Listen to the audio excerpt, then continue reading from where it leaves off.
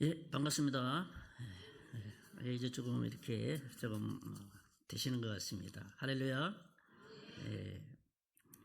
주일날은 하나님 주님의 날이니까 우리가 가장 행복하고 편안하고 주님 앞에 예배할 때 즐거운 시간이 되었으면 좋겠습니다. 너무 이렇게 경건해서 괜히 이 분위기가 쫙 내려앉는 것보다는 편안하게 찬양할 때부터 아마 마음이 많이 열리고, 우리 찬양대가 찬양할 때는 더 마음이 열리고 말씀을 들을 때는 더 마음이 열릴 줄 믿습니다.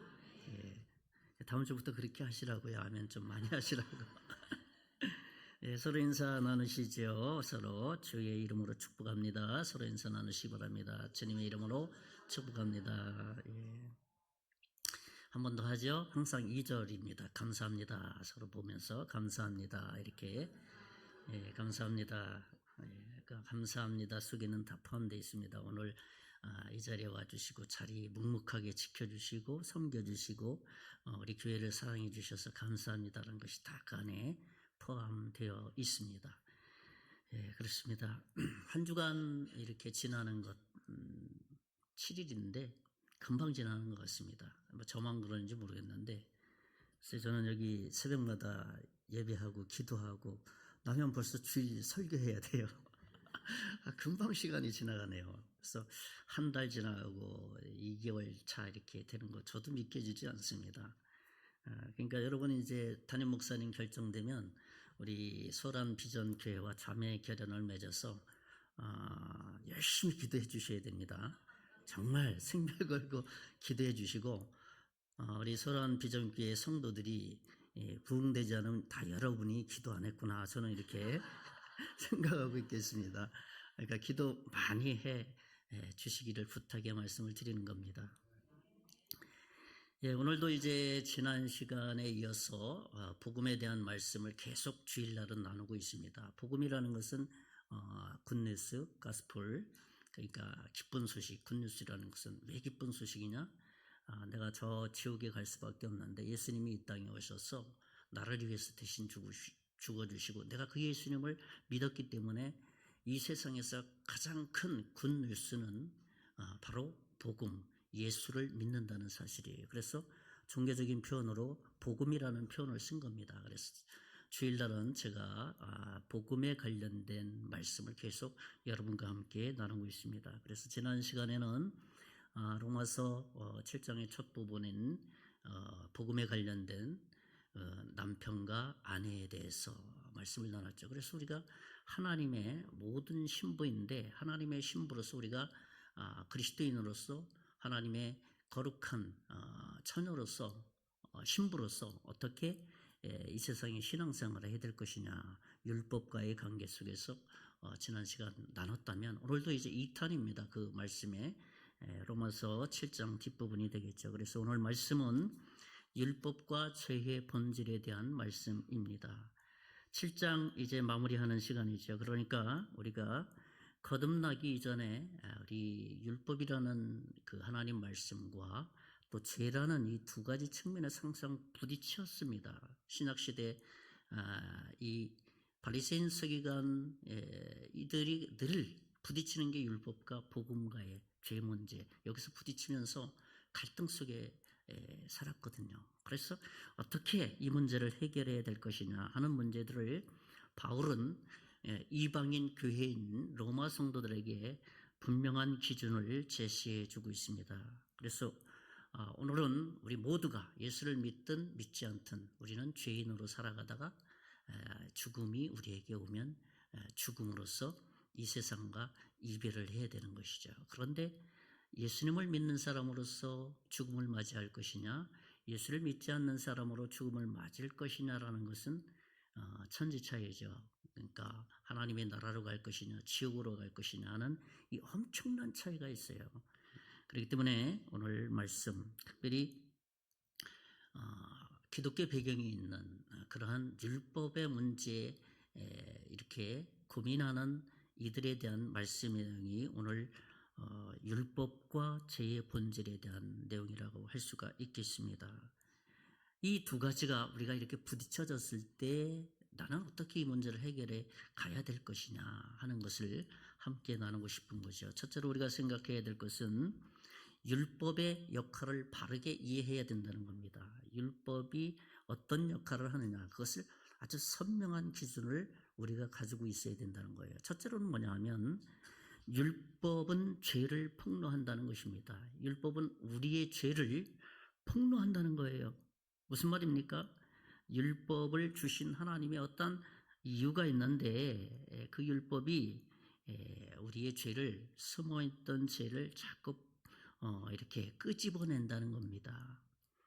그러니까 이 율법에 대한 바른 이해를 하지 않으면 항상 우리는 오해를 할 수가 있습니다. 그렇기 때문에 우리가 율법을 주신 이유를 명확하게 이해하는 것은 굉장히 중요한, 신앙생활 하는데 굉장히 중요한 부분 중에 한 부분입니다. 7절 말씀 우리 함께 읽어보겠습니다. 오늘 로마서 7장 7절 다 같이 시작. 율법으로 말미암지 않고는 내가 죄를 알지 못하였으니 곧 율법이 탐내지 말라 하지 아니하였더라면 내가 탐심을 알지 못하였으리라. 그렇죠? 그러니까 탐심이 있는데 탐심을 이렇게 욕심이 생겼어. 근데 율법이 야 그거 탐심이란다. 이것을 알려주지 않으면 그것을 우리는 모르는 채 죄를 범하고 살아갈 수밖에 없다. 그런 얘기를 오늘 본문에 말씀해 주는 겁니다. 로마서 3장 20절에도 보면은 율법으로는 죄를 깨닫게 한다. 그러니까 율법이 우리가 죄 짓고 있는 것을 꺼집어내서 그것이 음란이라는 거야.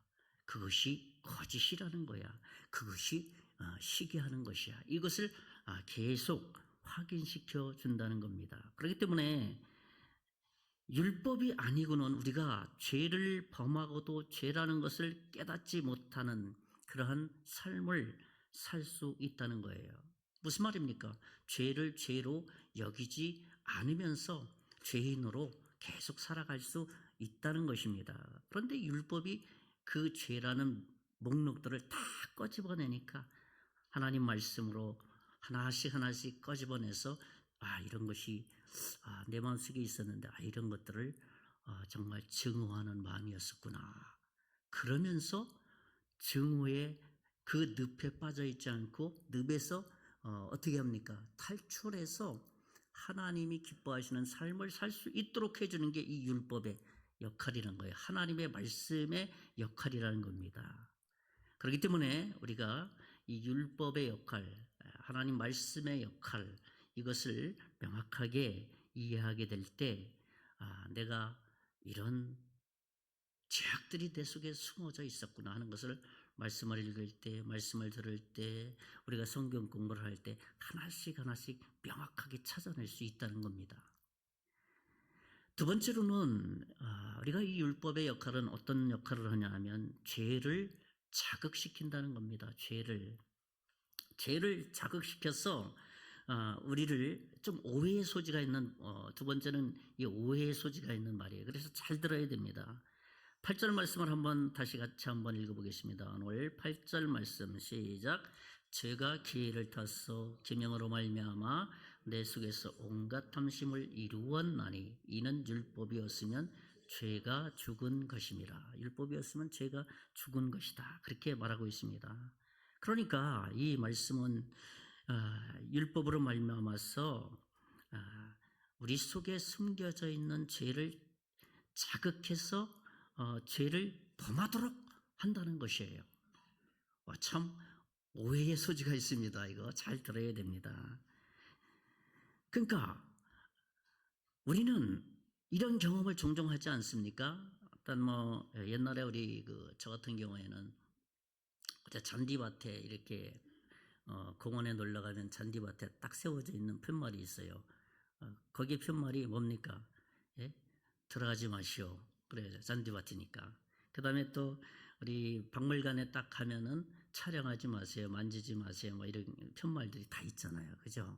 그러니까 들어가지 말라, 손대지 말라. 또 등산하시는 분들 가다 보면 그 나무에 리본처럼 걸려있는 푯말 뭐가 있습니까? 나무 사랑. 인격도 아닌데 나무를 사랑하라 그래요. 인격인 사람에게 사랑이라는 표현을 쓰는데, 그런데 우리 마음속에 들어가지 말라면 괜히 들어가고 싶은 거예요. 나무사랑 괜히 꺾고 싶은 거예요.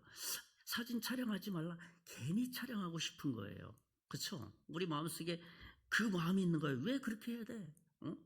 만약에 들어가지 말라라는 편말이 없었으면 생각지도 않고 그냥 들어가는 거예요. 지나치는 거예요. 사진 찍는 겁니다. 나무 꺾어버리는 겁니다. 그렇죠? 그러한 모습이 우리 속에서 딱 나무사랑 들어가지 마세요. 사진 촬영하지 마세요. 왜 그래야 돼? 하면서 괜히 속에서 어떤 게 꺾고 싶은 마음이 이렇게 드러내 보인다는 것이에요. 무슨 말입니까? 율법이라는 게, 하나님 말씀이라는 게 우리의 삶 속에서 죄에 대한 목록들을 드러내면서 반항심을 일으켜서 그 죄를 발견하게 만든다는 겁니다. 만약에 이 율법이 우리 속에서 이것이 죄라는 것을 말하지 않으면 그 죄라는 것은 죽어 있는 거예요. 아무 활동도 안 한다는 거예요. 그렇지만 율법이 그 내 속에 숨겨져 있는 죄성들 하나하나를 톡톡톡 건드림으로 꼭 그래야 돼? 꼭 잔디밭에 안 들어가야만 해? 하면서 내가 이렇게 하면 안 되는구나 하는 것을 말씀을 통해서 내 속에 잠자고 있는 죄들을 자꾸 깨운다는 거예요. 그러면서 한 걸음 더 나가서 율법이 하는 역할은 뭐냐? 이야, 내가 이러한 죄인이구나. 내가 이러한 내 속에 나도 모르는 죄들이 있구나 하는 것을 이 율법은 하나님의 말씀을 깨닫도록 해서 죄인이 죄인됨을 인정하기를 바라는 거예요. 그러니 율법을, 하나님의 말씀인 율법을 우리가 명확하게 할 때, 율법은 10계명이거든요. 근데 지난 시간에도 여러분에게 말씀드렸지만은 율법 외에 다른 관습들, 율법 외에 유대인들 지도자들이 만들어낸 새로운 법들이 있다래요. 800개 이상의 법이 있었다래잖아요. 그것을 소위 할라카라는 법인데, 그 법을 800개 이상 지키지 않으면 주의를 범하는 것이다. 거룩한 안식일을 지키라 그랬는데 그 속에 법을 많이 만들어내는 거예요. 그렇죠? 몇 킬로 이상 들으면 안 된다. 몇 킬로 이상 걸어가면 안 된다. 이런 법을 만들어서 그걸 지키지 않으면은 법을 어기는 거라고 얘기하니까 율법에서 벗어난 율례를 말하는 거죠. 또 다른 법을 얘기하는 거예요. 그래서 하나님의 말씀으로 다시 돌아와서 율법이 우리에게 말씀해 주시는 게 뭐냐? 잠자고 있는 우리의 죄성들, 죄악들을 깨워서 죄를 범하게 만들므로, 야, 내가 이런 죄인이구나 라는 것을 깨달아서 하나님 앞에 죄인임을 고백하도록 말씀 가운데 거하도록 하는 것이 율법이 우리에게 하는 역할이라는 거예요. 그러니까 죄를 자극시킨다는 것은 잠자고 있던 죄를 짓게 함으로 자신의 죄를 보도록 한다는 것입니다. 세 번째로 우리가 이 율법의 역할은 뭐냐 하면 죄를 정죄한다는 겁니다. 죄를 정죄한다는 것이죠. 한번 말씀을 보겠습니다. 9절, 10절, 11절 우리 한번 말씀을 생각하시면서 한번 크게 읽어보겠습니다. 다 같이 시작. 전에 율법을 깨닫지 못했을 때에는 내가 살았더니 계명의 이름에 죄는 살아나고 나는 죽었도다. 생명에 이르게 할 그 계명이 내게 대하여 도리어 사망에 이르게 하는 것이 되었도다. 제가 기회를 타서 계명으로 말미암아 나를 속이고 그것으로 나를 죽였느니라. 예, 그렇죠. 참 이 율법이 우리에게 해주는 역할을 명확하게 알게 될 때 하나님 말씀을 대하는 태도가 정말 진지해지거든요. 생각하게 된다는 거예요. 성경은 그것을 묵상한다는 표현을 쓰죠. 묵상한다는 거죠. 생각한다는 것은 우리가 율법을 깨닫지 못했을 때에는 사실은 우리의 영이 살아있고 또 이 계명이 자기 속에서 율법이 잠자고 있던 죄를 다시 살아나서 일깨워서 내가 죄를 범하게 함으로써 죄인이 됨을 명확하게 인식시키게 한다는 것이죠. 그렇게 해서 내가 하나님의 말씀 아래 거하는 삶을 살도록 한다는 거예요. 유대인들은 13세가 되면 성인식을 했습니다. 유대 성인식이 되는 그 나이는 13세예요. 그래서 성인식을 치르는 유대인들, 그 성인이 되는 그 나이가 되면 율법을 지켜야 될 의무가 그에게 주어졌어요. 그래서 율법을 지킴으로 말미암아 자신의 죄성을 보라고 그 말씀을 지키면서 야, 이 율법을 내가 완전히는 둘째치고 몇 가지 지키다가 지키지 못하는 죄인이구나.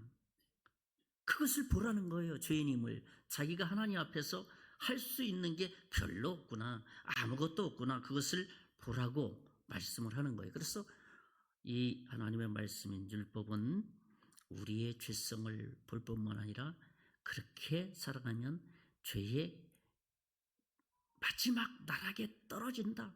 분명한 죄를 정죄하는 그 역할을 이 하나님의 말씀인 율법이 한다는 것입니다.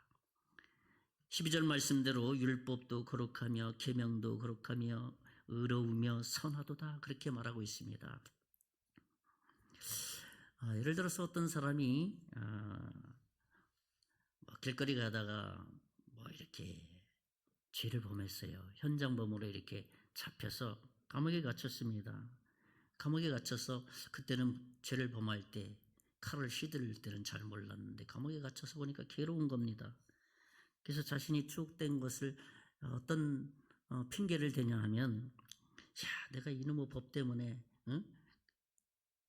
내가 여기에 들어왔다라고 투덜댈 수는 있지만은 사실은 그 법이 그를 이 감옥에 들어온 게 아니거든요. 그렇죠? 자기 자신이 죄를 범해서 이 감옥에 들어와서 자기가 그 소위 감옥에 갇혀서 자유를 어떻게 다 뺏기게 된다는 겁니다.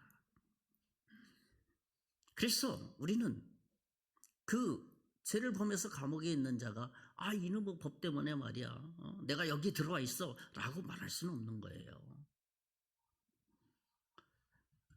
결국 율법의 역할은 무엇인가 하면 우리의 죄를 죄로 정확하게 폭로하고 죄를 정확하게 유발시켜서 내가 죄인인 것을 확인하도록, 그래서 내가 하나님 앞에서 정말 죄인이구나 라는 것을 하나님 앞에서 굴복하게 함으로 어디로 가게 하냐면 구원으로 가게 한다는 거예요. 예수님을 믿는다는 건 그거거든요. 내가 하나님 앞에 죄인입니다.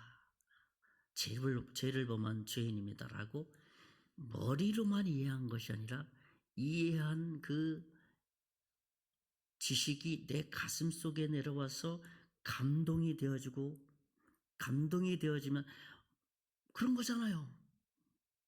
나는 아무것도 할 수 없다. 이 차가운 지식에서 감정으로 내려오니까 하나님 도와주셔야만 합니다. 누군가의 도움자를 찾게 돼 있다는 거예요. 그래서 우리의 의지, 우리가 결정할 수 있는 능력으로 예수님이 그래서 이 땅에 오셨구나. 예수님이 그래서 2000년 전에 십자가에 나를 위해 죽으셨구나 하면서 나의 의지의 결정을 전인격적으로 알고 느끼고 선택하는 이 하나님의 인격으로 내가 예수님을 구세주와 주로 내 마음 중심에 받아들인다는 거예요. 그게 인격적으로 예수님을 구세주와 주인으로 영접했다. 우리가 많이 듣는 이야기잖아요. 이게 내 마음속에서 지정이 자체가 지식이 될 수 있어. 종교적인 것이 될 수 있어요. 그래서는 예수 그리스도가 나에게는 그분과 나와의 관계는 아무런 관계를 맺을 수 없어요. 정말 너와 내가, 너는 죄인이지 나는 거룩한 하나님이야. 너를 구원할 수 있는 하나님이야 라는 하나님과 나와의 1대1 대면처럼 거룩하신 하나님 앞에서 나는 100%의 죄인이라는 것을 인정할 때 하나님이 그래서 내가 예수님을 보낸 거야. 예수님을 보낸 거야. 그 사실을 믿으면 되는 거다.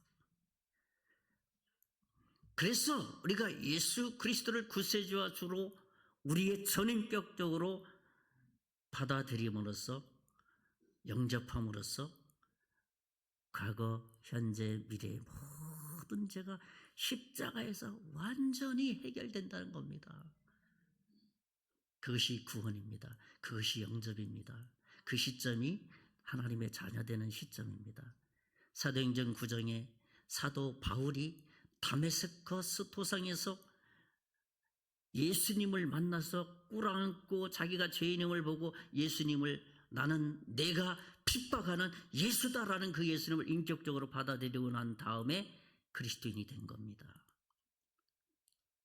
율법은 바로 그러한 역할을 한다는 거예요. 우리가 죄인이 죄인됨을 분명하게 지적해서 정죄해서 나는 이것을 다 지키면 구원받을 수 있다 하는 바리새인 서기관 같은 교만한 마음에서 내려오기를 바란다는 겁니다. 그게 두 번째로 우리가 생각할 수 있는 건 뭐냐 하면은 우리 안에 있는 죄의 본질을 바로 알아야 된다는 겁니다. 우리 속에 있는 죄의 본질.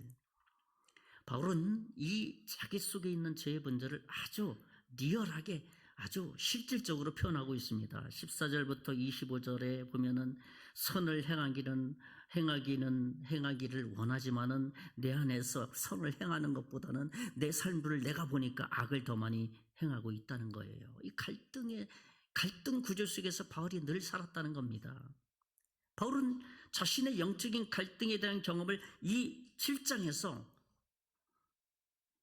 자기 속의 인격적인 표현을 그대로 담아내고 있습니다. 그래서 이 부분에서 많은 신학자들이 논쟁을 했어요.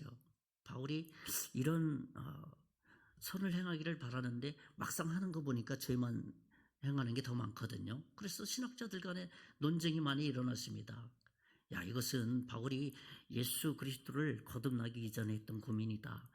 또 어떤 한 신학자는 아니다, 이것은 예수 그리스도를 구세주와 주로 영접한 이후에 한 고민이다. 이 두 가지로 딱 갈렸어요. 그런데 본문을 보면 이 문제가 사실은 명쾌하게 해결이 사실은 되거든요.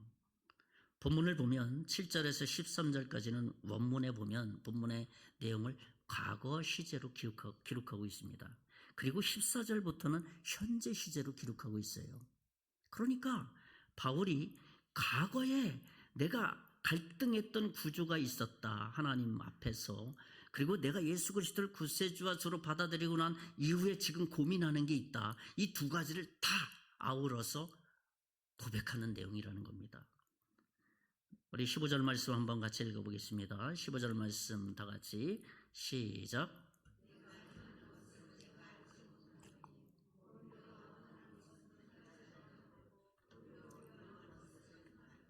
그렇죠. 내가 행하는 것을 내가 알지 못하노니 곧 내가 원하는 것을 행하지 아니하고 도리어 미워하는 것을 행함이라. 자기를 보는 거잖아요. 그렇죠? 14절 이후니까 현재형이잖아요. 14절 이전까지는 과거형이고 내가 내 속에서 죄를 범하는 것을 내가 지금 보고 있는 거예요. 고민하는 것을, 갈등을, 내적 갈등을, 현재의 내가 갈등하는 나를 보면서 이런 고백을 한다는 것이죠.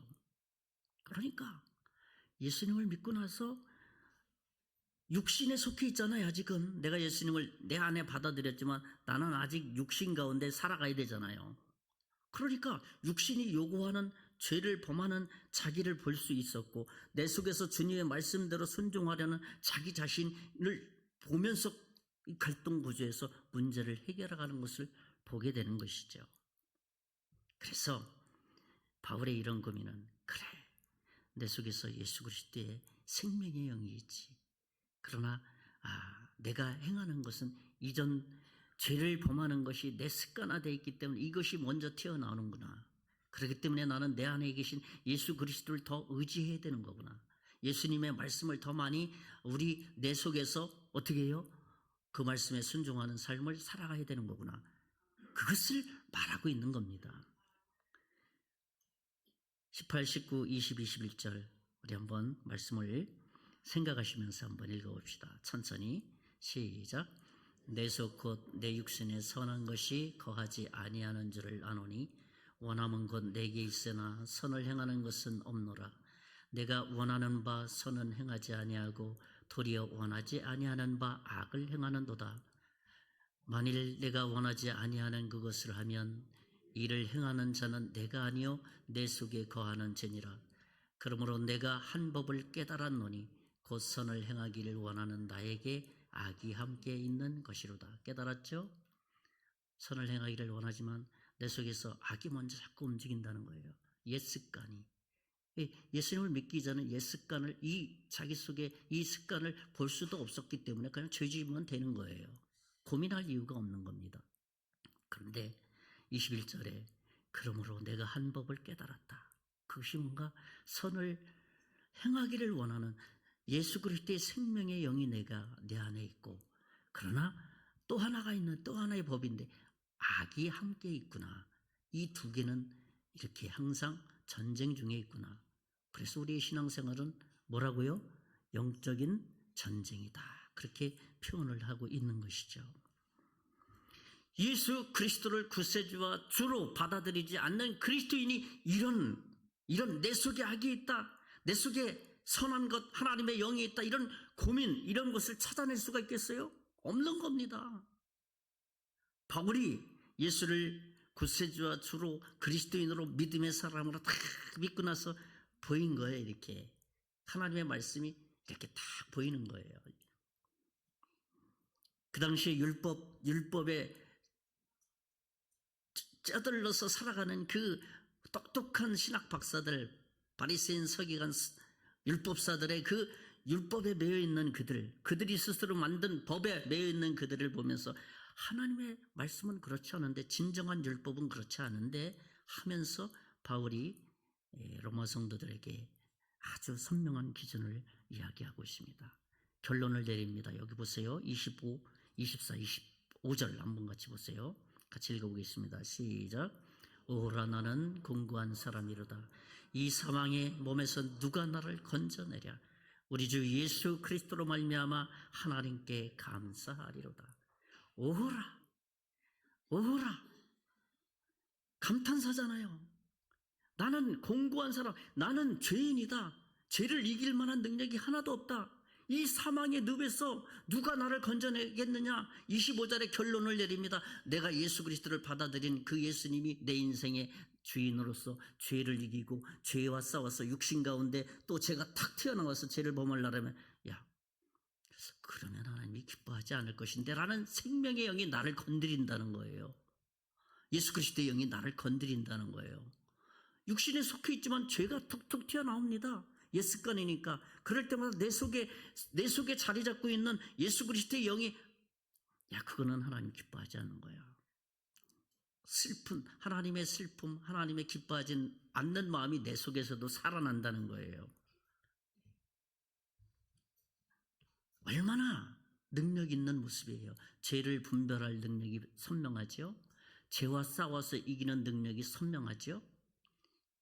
이거를 소위 우리는 그리스도인의 신앙생활, 믿음 생활, 한 걸음 더 나가서 승리하는 생활, 담대한 생활, 행복한 생활 다 포함돼요. 이처럼 멋있고 신나고 능력 있는 사람이 누구라고요? 하나님의 자녀인 저와 여러분이라는 겁니다. 이 사실을 믿으시기 바랍니다. 그러니 세상에서 너무 우리 쪼들리면서 살아가지 마시고요. 돈이 좀 없을 수도 있고 좀 지식이 부족해서 다른 사람 이야기를 많이 들을 때도 있고, 그거 가지고 주눅들 이유가 없잖아요. 그렇잖아요. 다른 사람이 지식을 많이 배웠으면 내가 그것을 잘 들으면서 나도 지식을 쌓는 거잖아요. 그렇죠? 근데 내가 없다고 기죽어가지고 나는 똑똑하지 않네. 저 사람 왜 이렇게 아는 게 많지?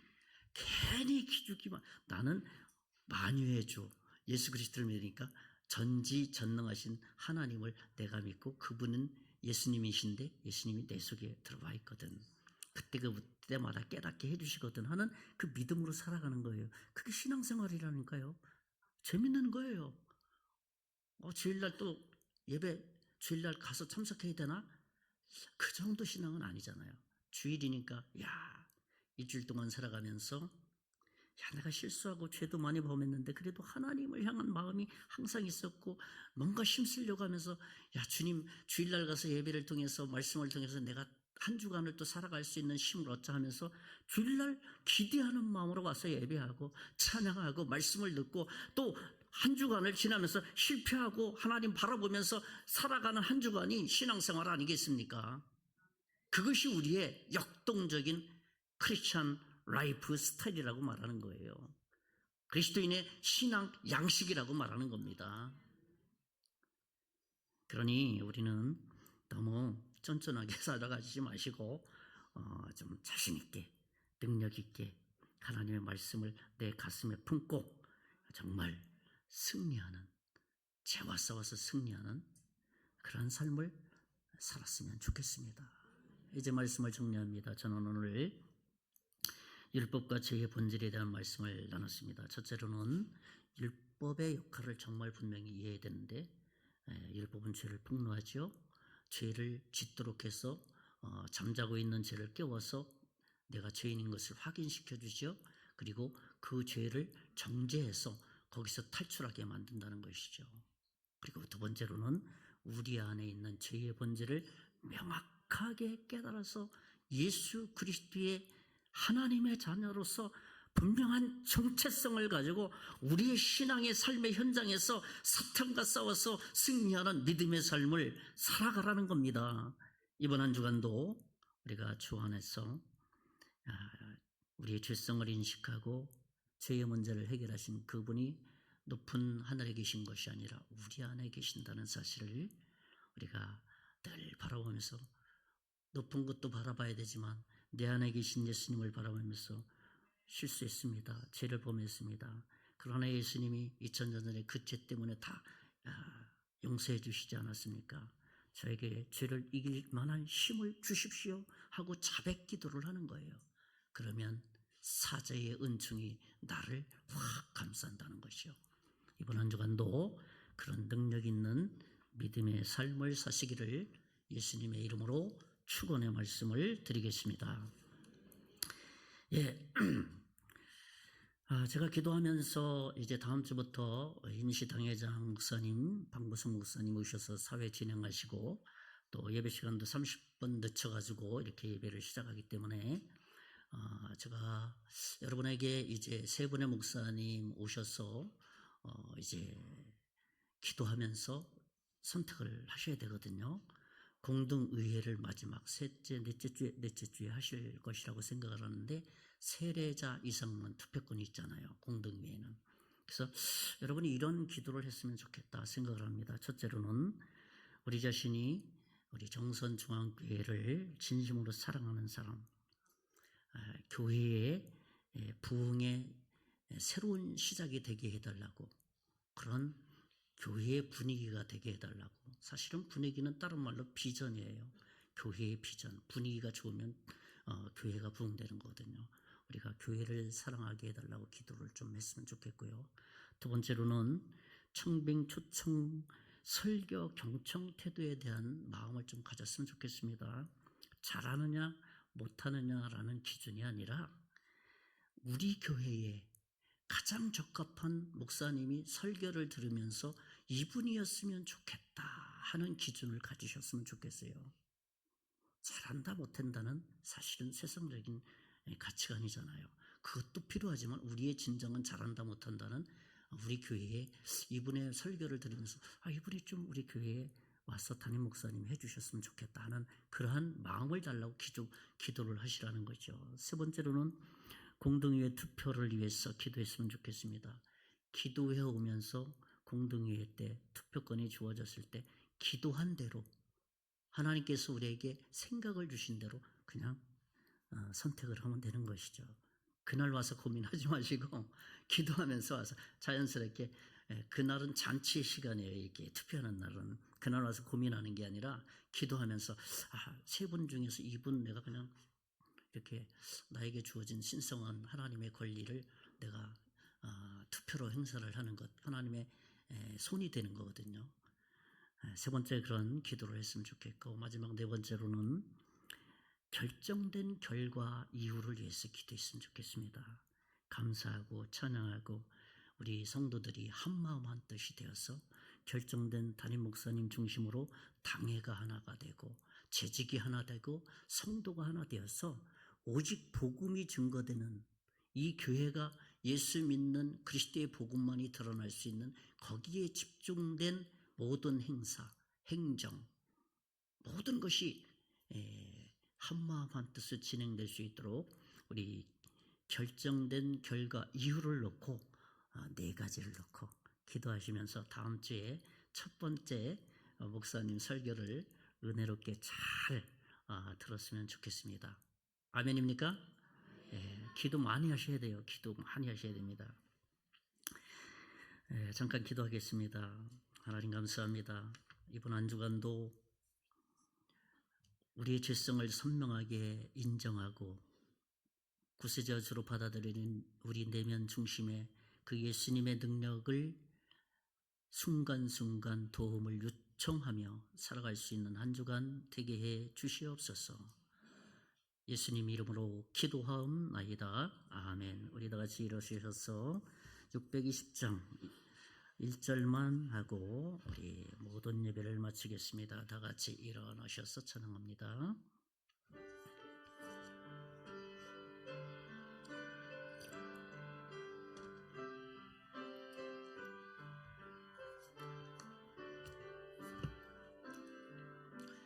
여기에 모인 우리 두 손 들고 하나님을 찬양합시다. 은총받은 자여라 주님소 이 자리에 함께 계심을 나누라. 언제나 주님만이 찬양하며 따라가리니 시험을 당할 때도 함께 계심을 믿노라. 이 믿음 더 굳세라. 주가 지켜주신다. 어둠 밤에도 주의 밝은 빛 인도하여 주신다. 이제는 우리 주 예수 그리스도의 은혜와 하나님의 극진하신 사랑과 성령님의 감동, 역사, 위로, 충만하심이 오늘 하나님의 자녀로 믿음으로 살아가기를 원하는 사랑하는 모든 성도들 머리 위에, 가정 위에, 사업 위에, 앞으로 예수 믿고 구원받을 하나님의 자녀 위에, 특별히 우리 정선중앙교회 위에 이제로부터 영원토록 함께 계실지어다. 아멘.